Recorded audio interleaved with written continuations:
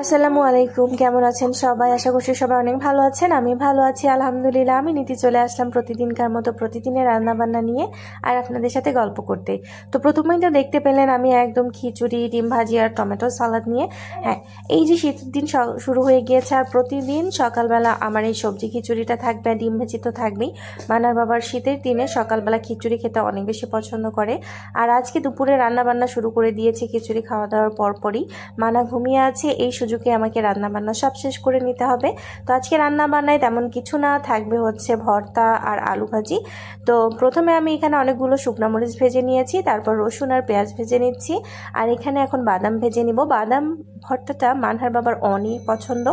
গরম ভাত একটু যদি নরম নরম করে ওকে রান্না করে দেওয়া হয় আর সাথে যদি দেওয়া হয় বাদাম ভর্তা, তাহলে তো ওর আর কোনো কিছুই লাগে না। আর আমি বাদামটা ধুয়ে নিয়ে তারপরে ভেজে নিই, কারণ আমার তো পাতা নেই, আমার বাটনাতে বাটতে হয়। তো দেখা যায় যে ধোয়ার পর যদি আমি এটাকে ভাজার পর যদি ধুয়ে নিই তারপরে বাটতে আমার একটু সমস্যা হয়, কারণ মুচমুচে ভাবটা থাকে না, তখন আর বাটতে একটু অসুবিধা হয়। তো এটা ভেজে নেওয়ার পরে তারপর আমি এখানে আলু ভাজির জন্য আলুর সাথে আমি উপর দিক দিয়ে হচ্ছে একটু হলুদ গুঁড়া, মরিচ গুঁড়া, তারপর হচ্ছে জিরা গুঁড়া, তারপর পেঁয়াজ সব কিছু কেটে দিয়েছি। দিয়ে দেওয়ার পরে এখন হচ্ছে একটু তেল দিয়ে তারপর এখানে দিয়ে নেড়ে চেড়ে মিক্স করে দিচ্ছি। আলু ভাজিটা আসলে আমার অনেক পছন্দ। দেখা যায় যে 2-3 দিন পরপরই আমি আলু ভাজিটা আমার লাগেই, আমি এত মিস করি আলু ভাজি। একদিন যদি না খাই তো পরের দিনে আমার মাথা ঠিক থাকে না। তো যাই হোক, আমি এখানে আবার ঢাকনা দিয়ে ঢেকে দিচ্ছি। কিছুক্ষণ পর পর ঢাকনা তুলে তারপর আমি নেড়ে চেড়ে দিয়ে এই আলুটাকে ভেজে নিব, একদম পানি ছাড়া খুব সুন্দর করে আলুটাকে ভেজে নিতে হবে একদম লো আঁচে।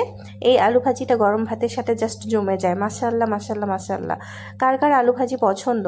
আমার তো মনে হয় প্রত্যেকেরই আলু ভাজি পছন্দ। যে আলু ভাজি পছন্দ করে না আসলে তাকে নিয়ে আর আমি কি বলবো, কারণ প্রত্যেকটা মানুষেরাই ম্যাক্সিমাম মানুষেরই হচ্ছে আলু ভাজিটা পছন্দ, আমার জানা মতে আর কি। তো আলু ভাজি কিন্তু আমার হয়ে গিয়েছে, এখন আমি আলু ভাজিটা নামিয়ে ফেলবো। তারপর হচ্ছে আমি এখন এখানে বাদাম ভর্তাটা করে ফেলবো। তো এখানে বাটনায় হচ্ছে পেঁয়াজ রসুন দিয়ে দিলাম, তারপরে মরিচ দিয়ে দিব, তারপরে অবশ্যই স্বাদ মতো লবণ দিতে হবে। তারপর হচ্ছে বাটনায় হচ্ছে বেটে নিব, খুব সুন্দর করে বেটে নিতে হবে। প্রথমে হচ্ছে এগুলো বেটে নেব, তারপরে এটা যখন বাটা হয়ে যাবে এর উপরে হচ্ছে বাদামগুলো দিয়ে দিব। যেহেতু বাদামগুলো মুচমুচে, যেহেতু আমি আগেই ধুয়ে নিয়েছি ভাজার আগে, তো বাদামগুলো মুচমুচে আছে। এখন যদি আমি বাটতে যাই তাহলে খুব সুন্দরভাবে এটা বাটনা হয়ে যাবে আর কি, বেশি কষ্ট হবে না। নয়তো যদি মুচমুচে না থাকে তাহলে হচ্ছে একটু সমস্যা হয় আর কি। তো আমি এটাকে খুব সুন্দর করে বেটে নিব। আমার মেয়ে কথা বলতেছে,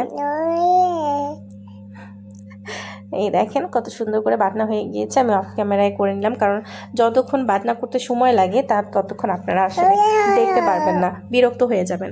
এখন আমি এগুলোকে একসাথে জড়ো করে নিচ্ছি।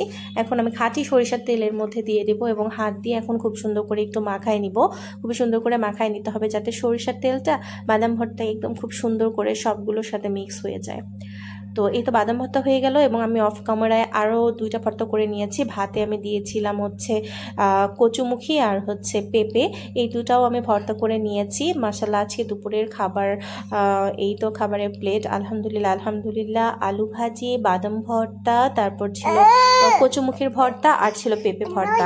তো আজকের ভিডিও এই পর্যন্তই। সবার জন্য অনেক অনেক ভালোবাসা। আল্লাহ।